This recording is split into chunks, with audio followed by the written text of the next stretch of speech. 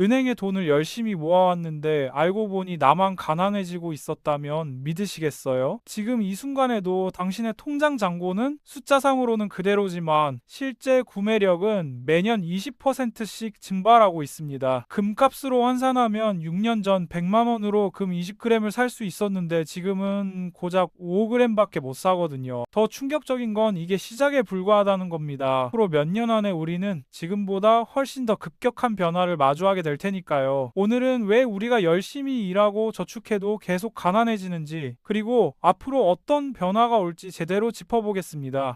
코스피가 올랐다, 집값이 올랐다 하는데 사실 이건 착각입니다. 달러로 환산해보면 오히려 떨어진 경우가 훨씬 많거든요. 2022년 2월부터 지금까지 강남 집값이 공식 통계로 10% 올랐다고 하는데 같은 기간 25%, 5%나 떨어졌어요. 그러니까 달러로 계산하면 강남 집값조차 실질적으로는 하락한 겁니다. 강남이 아닌 다른 지역은 어떨까요? 집값이 10%만 떨어져도 원화 가치 하락까지 더하면 실질적으로는 35 폭락한 거나 마찬가지죠. 우리가 급속도로 가난해지고 있다는 명백한 증거입니다. 왜 이런 일이 벌어지는 걸까요? 미국은 2022년 2월부터 강력한 긴축 정책을 폈습니다. 통화량을 나타내는 M2가 고작 3%밖에 늘지 않았어요. 그런데 같은 기간 우리나라는 M2가 무려 20%나 증가했습니다. 속도로 따지면 7배 차이죠. 달러는 전 세계에서 가장 신뢰받는 통화인데 우리가 그보다 7배나 빠르게 돈을 찍어냈으니 원화 가치가 떨어질 수밖에 없는 겁니다. 사람들이 원화를 버리고 달러로 갈아타니까 환율은 계속 올라가고 우리 자산의 실질 가치는 계속 떨어지는 거죠. 그렇다면 내년에는 상황이 나아질까요? 많은 분들이 파월 의장 임기가 내년 5월에 끝나니까 새로운 연준 의장이 와서 돈을 풀면 환율이 안정되지 않을까 기대하시는데 현실은 정반대일 겁니다. 지금까지도 우리가 미국보다 훨씬 빠르게 돈을 풀었는데 내년에 갑자기 속도를 늦출 이유가 없거든요. 오히려 우리나라가 더 빠른 속도로 돈을 풀 가능성이 높습니다. 여기서 중요한 질문이 생깁니다. 우리나라가 미국보다 7배나 빠르게 돈을 풀 수 있는 저력이 어디서 나오는 걸까요? 비밀은 전쟁이 끝난 시기에 있습니다. 미국과 유럽, 일본은 1945년에 5년에 2차 세계대전이 끝났어요. 전쟁터에서 돌아온 군인들이 결혼하고 아이를 낳으면서 1946년부터 1964년까지 베이비붐 세대가 탄생했죠. 가장 어린 베이비 부머가 64년생이니까 지금 만 나이로 61살입니다. 선진국에서는 이미 대부분 은퇴했다는 뜻이에요. 이게 왜 중요하냐면 사람들은 보통 50대까지 열심히 돈을 벌어서 은행에 예금하거든요. 돈의 공급이 늘어나는 거죠. 배추 공급이 늘면 배추값이 떨어지듯이 돈의 공급이 늘면 돈값,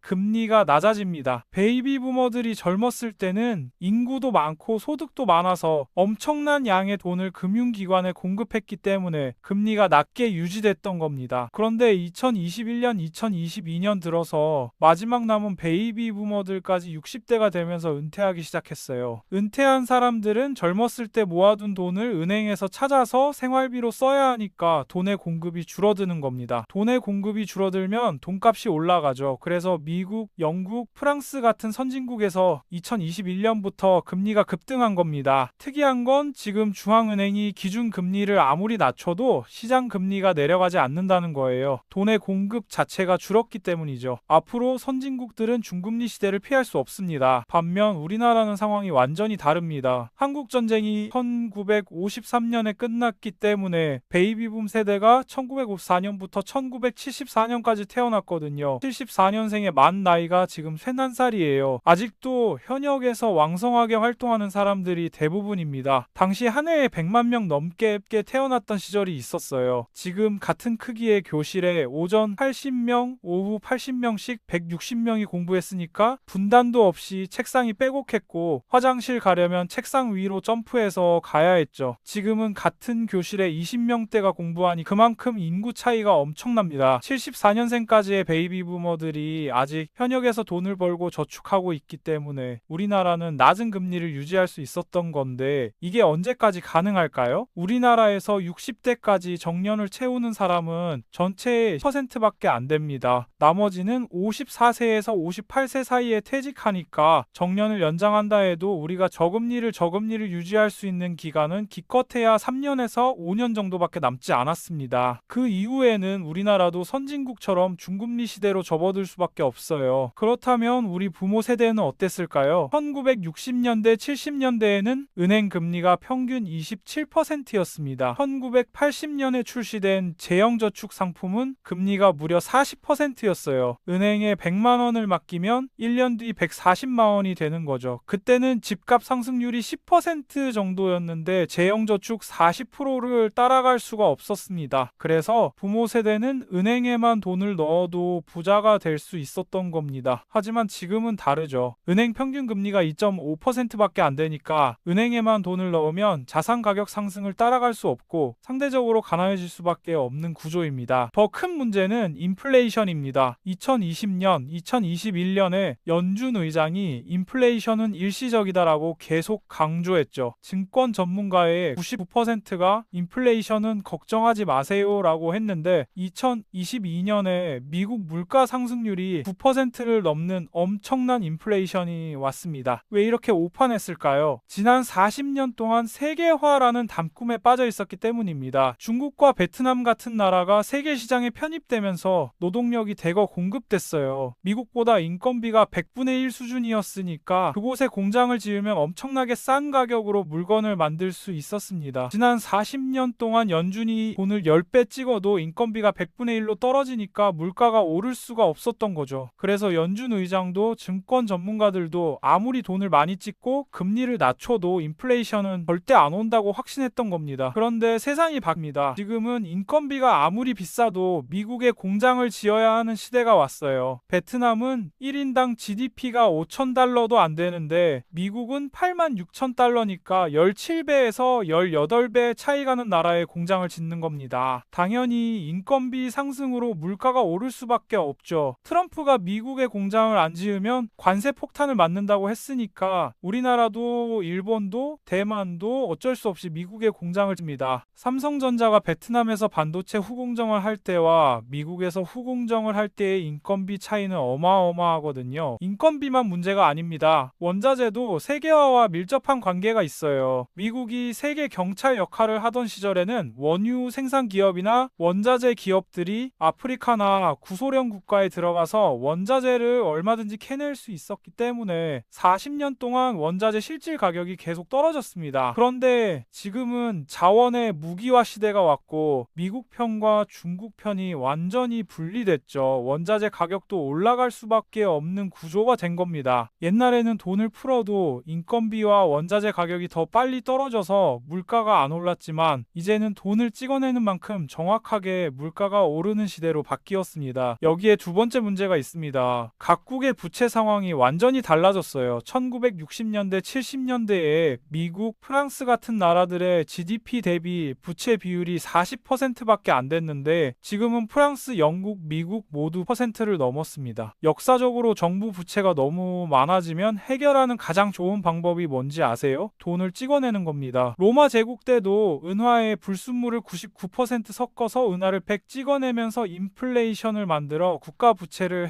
해결했어요. 지금도 똑같습니다. 연준이 양적 완화를 하거나 돈을 계속 찍어내는 건 로마 제국이 불순물 섞은 은화를 100배 찍어낸 것과 본질적으로 다르지 않거든요. 부채가 계속 늘어나면 연준이나 유럽중앙은행이 미국 국채나 프랑스 국채를 사줄 수밖에 없는데 이 과정에서 시중에 돈이 엄청나게 풀립니다. 연준이 양적 긴축을 하다가 내년부터 언젠가 양적 완화를 재개하거나 금리를 크게 낮추면 돈의 가치가 떨어지고 다시 인플레이션이 오는 악순환이 반복될 수밖에 없어요. 이제는 인플레이션에 대한 생각을 바꿀 때가 됐습니다. 걸핏하면 인플레이션이 올 수 있다는 경계심을 절대로 놓쳐서는 안 됩니다. 해외여행을 가보면 실감이 나죠. 6년 전만 해도 환율이 1,080원이었는데 지금은 1,470원을 넘어섰습니다. 옛날에 100만 원 들고 미국 가면 925달러 정도 쓸 수 있었는데 지금은 680달러밖에 못 써요. 해외에 나가면 우리가 상대적으로 엄청나게 가난해진 걸 피부로 느끼게 됩니다. 옛날에 100만 원이 더 이상 100만 원이 아닌 시대가 온 거죠. 그래서 그 어느 때보다 지금은 포트폴리오를 잘 만들어 놓고 돈이 휴지되는 시대를 준비하지 않으면 가만히 앉아 있는데 가난해지는 시대를 살아가게 됩니다. 정신을 바짝 차려야 할 때예요. 여기서 한 가지 더 알아야 할 중요한 사실이 있습니다. 한국은행이나 연준이 돈을 풀 때 빈부격차가 극한으로 벌어진다는 거예요. 이걸 캔틸런 효과라고 하는데 시차 때문에 빈부격차가 생기는 겁니다. 정부가 돈을 풀면 최근 우리가 받은 50만 원처럼 1인당 똑같이 나눠주니까 저소득층에 유리합니다. 자산이 10억 원인 사람한테 50만 원을 줘도 자산이 거의 그대로지만 자산이 100만 원인 사람한테 50만 원을 주면 자산이 50% 늘어나는 거거든요. 재정 지출 풀면 빈부격차가 줄어듭니다. 그런데 한국은행이 돈을 풀면 그 돈이 퍼센트 시중은행으로 가요. 시중은행은 절대로 1인당 똑같이 나눠주지 않습니다. 신용도가 높은 사람한테는 100억 원을 빌려주면서 금리를 2%만 받고 신용도가 낮은 사람한테는 10,000원 빌려주면서 금리를 18% 받는 게 시중은행의 방식이에요. 경기 침체가 왔을 때 연준이나 한국은행이 돈을 엄청나게 뿌리면 그 돈은 항상 부자들한테 유리하게 작동합니다. 부자들은 훨씬 싼 금리로 더 많은 돈을 빌려서 자산을 살 수 있지만 가난한 사람들은 금리가 20% 가까이 되니까 돈도 못 빌리고 빌린다 해도 허덕거려서 장기 투자를 못 하거든요. 그 다음에 인플레이션이 일어나면 어떻게 될까요? 부자들은 자산 가격이 5배 올랐는데 물가가 2배만 올라도 여유롭습니다. 반면 가난한 사람들은 자산 가격 상승에 전혀 동참하지 못했는데 물가만 2배 올랐다면 실질적으로 자산이 반토막 난 거나 마찬가지죠. 연준이나 한국은행이 돈을 풀 때 그 이득은 항상 상위 1%가 가져가고 하위 90%는 끝없이 가난해지는 현상이 이어집니다. 이게 바로 캔틸런 효과예요. 이 효과를 정확하게 알고 있어야 나만 가난해지는 게 아니라 하위 90%가 계속 가난해지는 구조적인 현상이라는 걸 이해할 수 있습니다. 지난 40년 동안 이런 일이 반복됐거든요. 이번에도 똑같은 현상이 나타날 겁니다. 그렇다면 우리는 어떻게 해야 할까요? 연준이나 한국은행의 돈 풀기에 당하는 게 아니라 쇼핑하듯이 돈의 홍수에 올라타고 돈의 홍수가 빠질 때는 누구보다 먼저 파티에서 빠져나올 수 있는 훈련이 필요합니다. 워런 버핏의 유명한 말처럼 물이 빠지면 누가 수영복을 입지 않았는지 드러나거든요. 이 두 가지를 모두 피할 수 있어야 앞으로 자산을 지키고 불려나갈 수 있습니다. 4060 세대분들은 이런 생각이 드실 거예요. 이제 와서 또 재테크 공부를 해야 하나 너무 힘들다고요. 왜 열심히 살아서 편안한 노후를 만들 수 없는 걸까 하는 걱정 말이죠. 2030 세대는 또 이렇게 생각하실 겁니다. 우리 부모 세대는 금리가 40%였는데 그때는 저축만 해도 됐잖아요. 왜 우리 때는 금리는 낮고 돈값은 떨어지는데 재테크를 꼭 공부해야 하냐고요. 경제 역사를 보면 중요한 패턴이 있습니다. 경제가 엄청 좋을 때 추격과 역전이 잘 될 거라고 오판하기 쉬운데 절대 그렇지 않아요. 공룡 시대의 공룡이 지배하고 포유류가 역전을 못했지만 지구 환경이 엄청나게 변하니까 역전이 됐죠. 왜 지금 당장 자산 관리나 재테크가 정말 중요하냐면 지금 굉장히 빠른 속도로 모든 변수가 변하고 있기 때문입니다. 자산 가격이 자고 일어나면 %씩 올랐다가 10%씩 떨어졌다가 다시 10% 오르는 변동성이 일어나고 있어요. 공룡에서 포유류로 바뀔 때처럼 지금 지각 변동이 일어나고 있는 겁니다. 이런 지각 변동이 일어날 때 항상 추격과 역전이 가장 활발합니다. 1908년을 우리는 굉장히 끔찍한 해로 기억하지만 우리나라에서 수많은 기업의 순위가 바뀐 해가 바로 1998년이에요. 2008년 미국 경제가 진짜 힘들었다고 생각하지만 놀랍게도 미국 기업들의 순위가 가장 많이 바뀐 해가 2008년입니다. 부자가 되고 싶고 지금 위치보다 역전하고 싶다면 모든 경제 변수가 하루아침에 요동치는 지금이 가장 중요한 때죠. 이때 포트폴리오를 정말 잘 구성해 나간다면 미래를 준비할 수 있습니다. 이번이야말로 가장 역전과 추격이 쉬운 시기라고 볼 수 있어요. 일본 사람들이 원래 겪었던 일이 지금 우리한테 일어나고 있습니다. 일본과 우리나라의 순자산을 비교해보면 우리나라 사람들이 일본 사람들보다 평균 2천만 원 더 많아요. 왜 그럴까요? 지난 12년 동안 엔화 가치가 계속 떨어져서 그렇습니다. 엔화만 갖고 있던 일본 사람들은 엄청나게 가난해진 겁니다. 이번에는 우리나라 차례예요. 우리 원화가 급속도로 약화되고 있는데 이게 이게 단기적인 현상이 아니거든요. 지금은 저금리를 유지할 수 있는 찰나의 시간이고 이 기간 동안 환율은 계속 올라가는 현상이 벌어지고 있습니다. 금리가 변화되면 나의 모든 자산 가격도 변하고 포트폴리오도 다 바뀌어야 하기 때문에 앞으로 엄청난 변화를 겪을 대한민국에서 이걸 모른다면 진짜 큰 문제에 봉착할 수 있습니다. 자산 투자에서 많은 분들이 조심해야 할 원칙들이 있어요. 가장 중요한 변수는 거시경제를 아는 것인데 앞으로 우리 자산을 지켜나가는데 훨씬 더 도움이 되는 세상으로 바뀌었습니다. 한국 증시에도 글로벌 경제가 영향을 미치는 세상이 왔거든요. 거시경제의 변화나 앞으로 인플레이션 상황을 살펴보는 공부가 필요한 시점입니다. 지금 이 순간에도 당신의 돈은 조용히 증발하고 있습니다. 하지만 이 변화의 시기를 제대로 이해하고 준비한다면 오히려 가장 큰 기회가 될 수 있어요. 문제는 준비하느냐 안 하느냐의 차이일 뿐입니다.